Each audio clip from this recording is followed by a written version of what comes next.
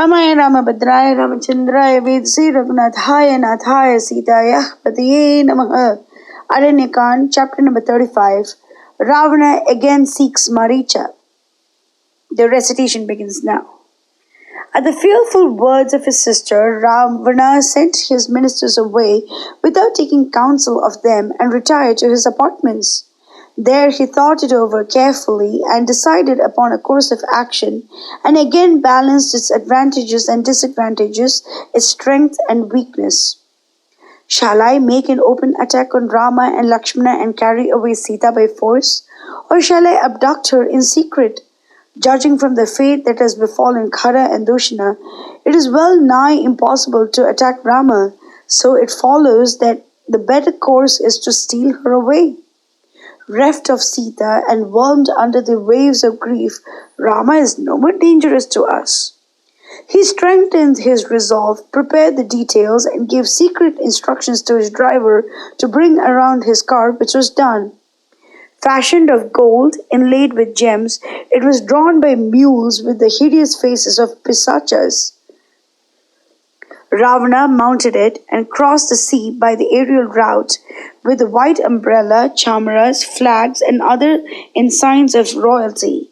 He sat there with his 10 heads and 20 arms, like a mountain of emerald, crowned with 10 lofty peaks, or like a black rain cloud hanging low in the sky, while lightnings play through it and flocks of cranes girdle it. The Lord of Lanka, the mortal foe of gods and men, passed through many a land and beheld many a sight.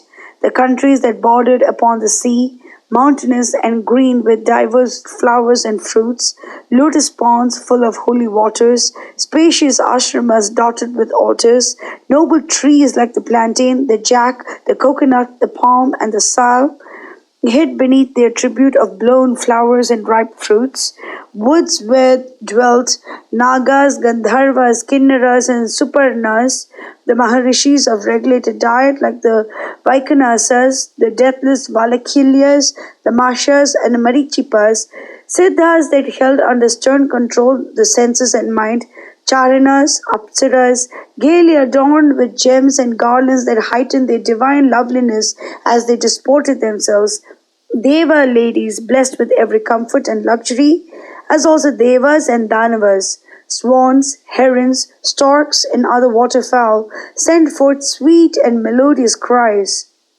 Hills and mountains bright with emeralds met his eye, while Gandharvas and Apsaras, whose tapas won for them the worlds on high, coursed through the heaven in white spacious vimanas, gaily adorned, from which was wafted to ear the sounds of music and song. His careless eye rested on the mulaka, fragrant groves of sandal, aloes, nutmegs, tamalas, and pepper trees.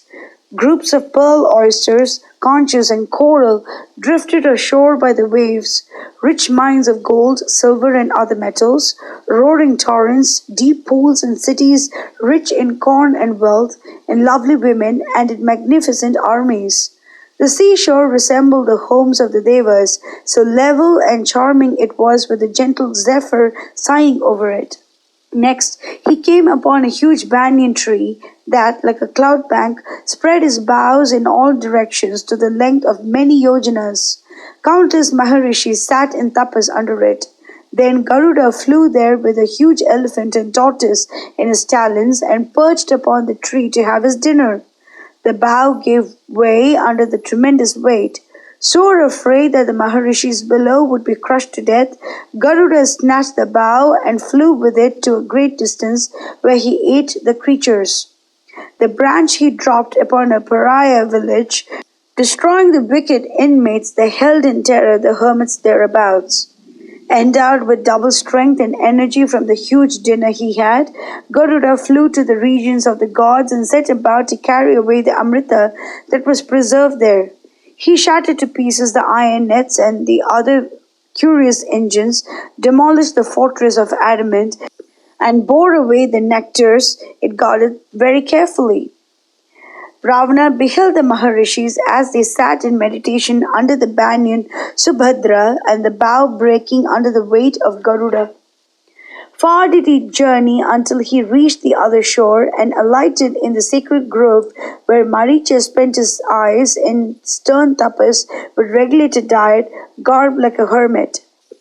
Right royal was the welcome and hospitality accorded to his kinsman and lord by the son of Tataka. Later, when Ravana was seated comfortably, Maricha asked in humble accents, Maharaja, is it well with your kin and the people at Lanka? May I know the reason of your return here so fast and all alone? Mangalam Koshlendraya Mahaniya Gunavde Chakravarti Dhanurjaya Sarvabhaumaya Mangalam.